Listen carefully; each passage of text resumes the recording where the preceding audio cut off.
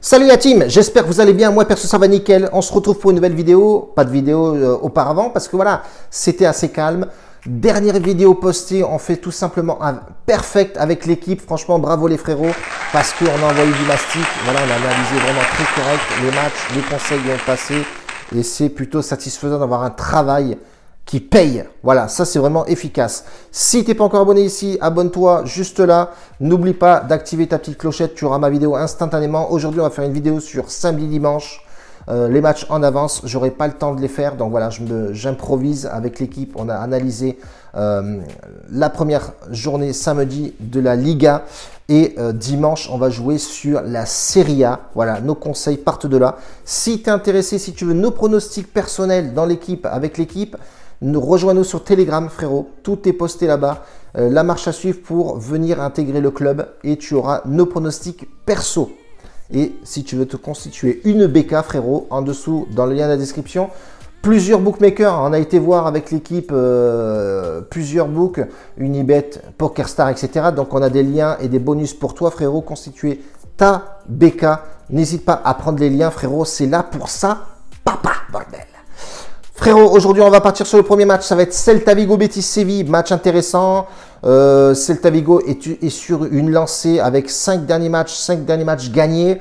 Betis Séville, pas trop mal aussi non plus. En termes de classement général, on peut voir effectivement que ça bifurque. Hein, voilà, je crois que c'est milieu de tableau. On va regarder un petit peu le temps de se connecter.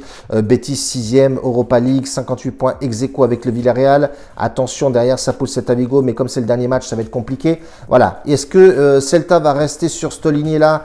On partirait plus nous sur un Celta Vigo, rembourser 6 matchs nuls et ça sera tout bien entendu. Deuxième match, ça va être Eibar contre le Barcelona. Barcelona, c'est un peu le bordel à Barça. Est-ce que Messi, est-ce que Grisou, est-ce que Dembélé vont rester dans le club? Est-ce que c'est vraiment l'hécatombe dernier match joué contre Elche, je crois que c'était. On voit que le Barça, ouais, c'était contre... ah non, c'était contre Celta Vigo. On voit que le Barça, voilà, c'est pas trop top en ce moment. Ils finissent vraiment très mal. Je pense que le coach va sauter aussi. Et je pense qu'il va avoir vraiment un renouveau l'année prochaine. Mais moi, je partirais plus sur un petit Eibar. Eibar ou nul.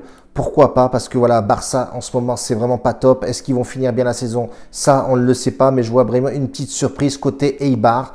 Souvent tu vois, il faut pas non plus douter un petit peu de ces équipes là où on arrive en fin de saison aussi. Alors je peux me tromper, peut-être que le Barça va jouer, peut-être qu'ils vont sortir les doigts du fion, mais honnêtement Eibar va pas se laisser faire. Je pense que Eibar va mettre les bouchées doubles, sachant que tu vois le Barça ils sont 3e, voilà, et qualifié Ligue des Champions l'année prochaine. Bon, Eibar ils vont partir en Liga DOS.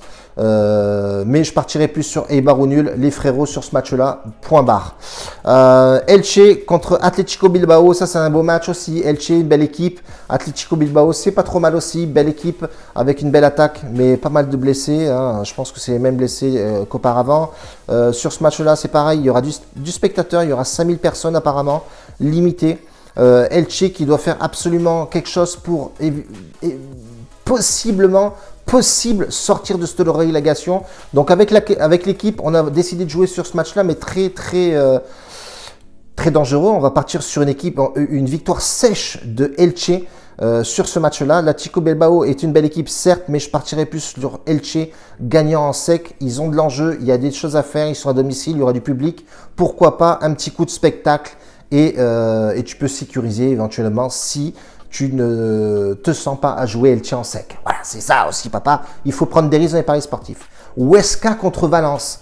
Ça, c'est un match aussi pareil à enjeu côté Huesca. Parce que voilà, Huesca, on regarde vite fait le classement général. On voit que Huesca est 17e, 33 points ex aequo avec Elche. Donc, c'est un match intéressant et plutôt important pour Huesca qui joue à domicile contre une équipe de Valence qui enregistre des sous-performances, surperformances, c'est en dents de scie tout simplement. Mais Huesca a vraiment pour mission de gagner ce match-là. On voit effectivement que Valence à l'extérieur, c'est pas non plus exceptionnel. Je partirai plus sur un Huesca aussi, à tenter, Huesca au nul ou Huesca en sec, tout dépend de la cote. Mais on partirait nous Huesca en sec. Osasuna, Real Sociedad, ce match-là, Intéressant, oui et non. Pas mal de blessés de part et d'autre aussi. Real Sociedad, c'est une belle équipe. Ils sont 5e. Possibilité de jouer l'Europa League aussi, malgré les points qui séparent, mais quasi sûr se qualifier pour l'Europa League. Osasuna, plus rien à jouer, milieu de tableau. Ils sont sauvés. Ils joueront en Liga la saison prochaine. Donc ce match-là, il pue un peu la mort. Il pue un peu le goudron. Je partirai plus sur un petit Osasuna, moi, à domicile, c'est assez costaud. On peut regarder sur les 5 derniers matchs, c'est quand même 3 victoires, 2 nuls, et pas contre des petites équipes à la con. Donc, ils ont quand même arraché des nuls avec des belles équipes. C'est pas non plus des équipes extraordinaires, mais ça reste quand même des équipes nettement supérieures. On voit contre Valence, Cadiz, qui est une belle équipe, hein, faut pas la négliger, même si ils ont commencé très très fort, mais ils se sont cassés la gueule à la fin. Donc je partirai Osasuna ou match nul sur ce match. Fin de match, fin de saison, pourquoi pas, domicile avec le minimum de public, quoique ce match-là jouera peut-être à huis clos, pourquoi pas Osasuna, risquer le délire. Real de Madrid, Valladolid, un match très intéressant, très important. Valladolid, non, Villarreal, pardon. On voit que Real de Madrid, dernier match à domicile, dernier match avec Zizou. Est-ce que Zizou restera sur le banc des Madrilènes? Je ne pense pas. En tout cas, ils sont bien lancés pour partir en Ligue des Champions l'année prochaine, comme tous les ans d'ailleurs. Mais attention, parce qu'il y a peu de points qui séparent ces deux équipes-là. Après, ça se jouera, je pense, sur le goal average. Mais Real de Madrid peut enregistrer un match vraiment très important. Donc moi, nous, on partirait plus sur les deux équipes marquent sur ce match, mais je pense réellement que le Real de Madrid gagnera ce match fortement, les frérots. Ensuite, ça va être notre dernier match de la Liga samedi. C'est Valladolid qui joue l'Atlético Madrid. Donc voilà, là, pas de suspense, les frérots, on partira sur l'Atlético Madrid en sec. Ils n'ont pas le droit à l'erreur. Il faut jouer ce match-là, il faut le gagner, tout simplement parce que le Real pousse au cul. Et c'est tout. On part sur la journée de dimanche, les frérots, et on se concentrera sur la Serie A. J'ai vu ça avec mes collègues, avec la team. On partira sur l'Inter, l'Udinese. Pas de suspense, les frérots. L'Inter a été supérieur tout le long. On part sur l'Inter en sec, même si la cote n'est pas intéressante, mais tu peux la combiner. Voilà tout. N'hésite pas à envoyer du mastic, frérot. L'Inter va vouloir finir en beauté et c'est tout, bordel. Deuxième match de cette série A, Atalanta qui joue le Milan AC de Zlatan Ibrahimovic blessé. Il ne jouera pas l'Euro, malheureusement pour lui. L'Atalanta est plutôt pas mal, même si le dernier match perdu en coupe contre la Juventus. Est-ce qu'ils vont avoir la tête à jouer au football? Dernier match de la Serie A, ils sont assez bien placés aussi, à domicile ça reste costaud malgré voilà, le dernier match comme je vous ai dit de la Juventus. Quand ces deux équipes là se rencontrent, il y a du goal, il y a du golasso, donc je partirai sur le over 2,5 buts. Si tu veux tenter le over 3 buts dans le match, la cote est intéressante. S'il y a 3 buts, je le répète, tu es remboursé. S'il y a plus de 3 buts, tu es gagnant avec une cote qui amoindre les 1,80, 1,90 généralement. Donc on part sur le over 2,5 buts. Et si toi tu veux tenter le délire, le over 3 buts. La Bologne, Juventus de Torino, Juventus de Turin, vol, ils ont pris un Red Bull, les papas, les mecs ont gagné la coupe, Cristiano Ronaldo était vachement content. C'est pareil, la Juventus qui est 5e du classement, est-ce qu'ils vont pousser le délire? 5e, ils peuvent faire quelque chose contre Naples, Naples aussi, bataille la Ligue des Champions, ça va être le dernier match de la mort. Je pense que la Juventus, pour moi, devrait gagner ce match-là. Easy, non, peut-être pas easy, mais je pense que la Juventus doit tout faire pour gagner ce match. Bologne, c'est pas forcément le top. Quand tu regardes les statistiques, les 5 derniers matchs, c'est 3 matchs nuls pour 2 défaites. Bologne est un adversaire à prendre et la Juventus n'a pas intérêt à déconner. La cote est toute pétée, mais on peut la combiner avec un Inter par exemple. Donc voilà, la Juventus en sec. Naples, voilà, on en parlait, Naples, Hellas Vérone. Hellas Vérone, équipe assez casse-pied à jouer, mais c'est pareil, quand tu regardes Hellas Vérone jouer, c'est vraiment très aléatoire dans le si. Un coup c'est bien, un coup c'est pas bien, un coup ça fait des matchs nuls, mais voilà, ils sont là, les gars, ils ont enchaîné 3 nuls sur les 5 derniers matchs, plus 2 défaites. Attention, à Naples, c'est vraiment une machine de guerre, je pense pas que Naples se perdra ce match-là. La cote, elle est toute pétée aussi. Pareil, 1,20. Si tu es chaud, tu combines Juventus, Inter avec Naples. Tu auras une une cote à 2, je pense. Sassuolo, Lazio, c'est pareil, Lazio avec l'un des meilleurs buteurs d'Italie, Immobilier, on ne le présente plus, un peu de blessés, hein, on peut voir Correa, l'un des très très bons scoreurs aussi, Luis Felipe, Pereira, Alberto, ça manque à l'appel, bordel. On part sur le classement général pour voir un petit peu de ces deux équipes-là. Qu'est-ce qu'il en dit? Il en dit que la Lazio est qualifiée, c'est sûr, pour l'Europa League, donc ça, il n'y a pas de problème. Il y a un truc à faire côté Sassuolo, pourquoi pas, tenter le diable, essayer d'aller titiller un petit peu cette équipe de la Lazio. On voit que ils sont vraiment très costauds en ce moment, hein, Sassuolo, ça joue vraiment bien au ballon. Je vais regarder la cote, voir si vraiment elle est intéressante à jouer. Je partirai plus. Ouais, les books aussi. Les books, ils se trompent pas, les mecs. Hein, ils voient très bien Sassuolo faire quelque chose contre la Lazio qui n'a plus trop rien à jouer. Logiquement, partirai comme ça aussi. Même si c'est quand même... Là, on nous balance un délire. On nous balance carrément le schéma à suivre sur ce match-là. Quand tu regardes le classement, quand tu regardes la Lazio, c'est bon.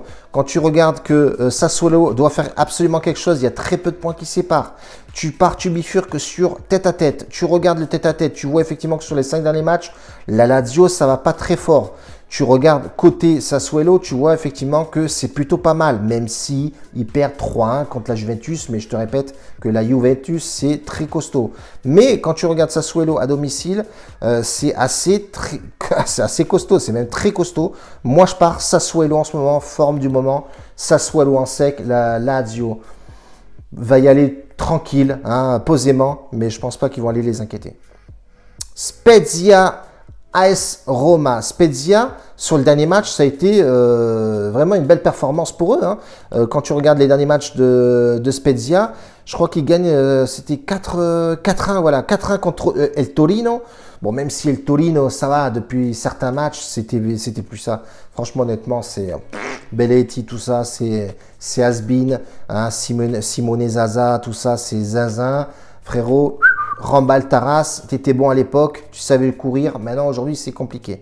On va partir sur le classement général de l'AS Rome contre Spezia. L'AS Rome c'est pareil, c'est classé 7e, il y a un délire à faire, mais bon, c'est vraiment chaotique. Hein. Franchement, après Spezia on voit qu'ils sont quasi sauvés, ils sont même sauvés. Match vraiment, match pour moi riche en but. Voilà, je partirai sur le match riche en but, sur cette confrontation-là, même si ou énormément de blessés côté l'AS Rome, mais on voit que l'AS Rome, quand même, avec ces blessés-là, arrive à faire des performances plutôt intéressantes. Donc avec l'équipe, on avait dit le over 2,5 buts. Prends pas de risque, frérot, même si la cote elle est à 1,36, on reste pépère. Si tu es chaud, tu joues le over 3. Comme je te dis, à chaque fois, ça booste la cote et c'est plutôt bien intéressant. Donc on partirait plus sur un over 3 ou un over 2,5 buts si tu ne veux pas prendre de risque. Mais au pire des cas, s'il y a 3 buts, tu es remboursé comme je te dis. Donc pars avec tes ailes, frérot. Fais ta live, papa. Dernier match de dimanche, Torino-Benevento. Et ben tu sais quoi, Torino-Benevento. Benevento, c'est une belle équipe aussi. Torino, c'est chaotique, ça part en live complet, ça... C'est pas le top. Hein. Je pense qu'il y a l'orage là-bas. C'est vraiment pas exceptionnel du tout. Mais attention, ça va être un match assez volatile pour moi. Voilà, plus rien à jouer des deux équipes. Torino est assuré de jouer en Serie A la saison prochaine. On voit que les 3 derniers, voilà, c'est relégable.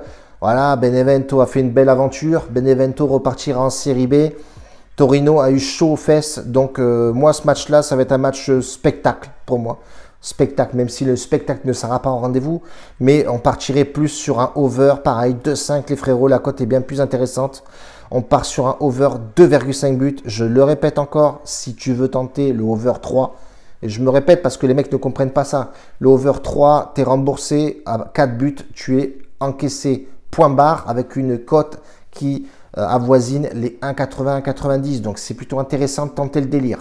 Donc, voilà les frérots. On a joué samedi, dimanche avec nos prédictions. Si tu veux nos pronostics perso, rejoins-nous sur Telegram. Ce soir, déjà, vendredi, c'est posté. On est en place avec l'équipe et on reste comme ça. Et on se rejoint la semaine pro, les frérots. N'oubliez pas, ça arrive à grande vitesse, l'Euro est déjà là. On a déjà commencé à tâtonner, à regarder un petit peu les matchs, à bifurquer, voir quels et tels joueurs seront présents sur l'Euro. Et on est en place. Bacio a tutti, grazie mille, ciao.